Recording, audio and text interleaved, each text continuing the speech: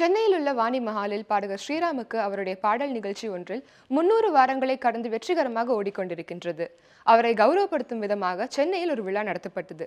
இதில் பாடகர் எஸ்பிபி சிறப்பு விருந்தினராக பங்கேற்றார். அவரை குறித்து காண்போம். இந்த ஈவெண்ட் நீங்க வந்திருக்கீங்கன்னா ஏதோ ஒரு ஸ்பெஷாலிட்டி இருக்கு. என்ன ஸ்பெஷல்? எல்லாம் தெரிஞ்சு கேள்வி கேட்குறீங்கம்மா. நீங்கள் எல்லாம் இது இளையராஜா அவர் கம்போஸ் பண்ணி நான் பாடின பாட்டுகள் எல்லாம் அவர் 7-8 வருஷமாக பாடினிருக்காரு ஸ்ரீராம். அது ரொம்ப அமக்களமாக பாப்புலாரிட்டி அடைஞ்சிடுச்சு. முக்கியமாக அதை விட ஒவ்வொரு வருஷமும் அதுக்கு சம்மந்தப்பட்ட நிறைய மூத்த கலைஞரை கூப்பிட்டு அவங்களுக்கெல்லாம் பாராட்டு நடத்துகிறாரு. அதுதான் ரொம்ப சந்தோஷமான விஷயம். அது 3-4 வருஷமாக என் கையால் நடத்துகிறாரு. அது இந்த வருஷம் கூட அது பண்ணுறதுக்கு நான் வந்திருக்கேன்.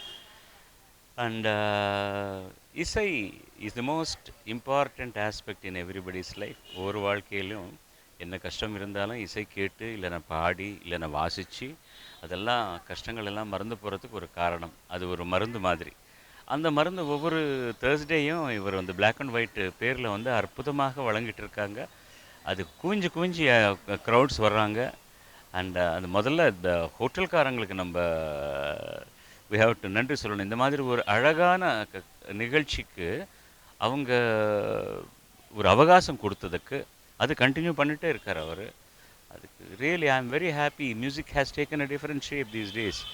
இருந்தாலும் அந்த நல்ல மெலடிஸ் எல்லாம் கூட கேட்குறதுக்கு இன்னும் குவிஞ்சிட்டு ஆடியன்ஸ் வந்துட்டுருக்காங்கன்னா சந்தோஷமாக இருக்குது, பெருமையாகவும் இருக்குது.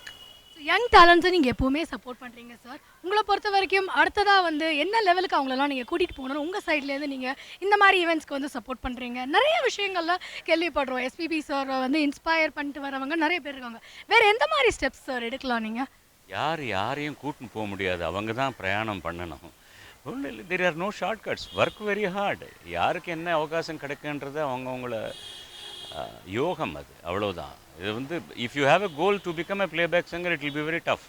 First become a good musician. You try to learn.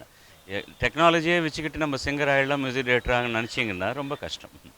முதல்ல நீங்கள் ஒரு பேசிக்ஸ் எல்லாம் கற்றுக்குங்க. ஒரு சுத்தமாக நல்ல உச்சரிப்போடு பாட கற்றுக்குங்க. உங்களுக்கு நல்ல அவகாசம் கிடைக்கும். All the best you.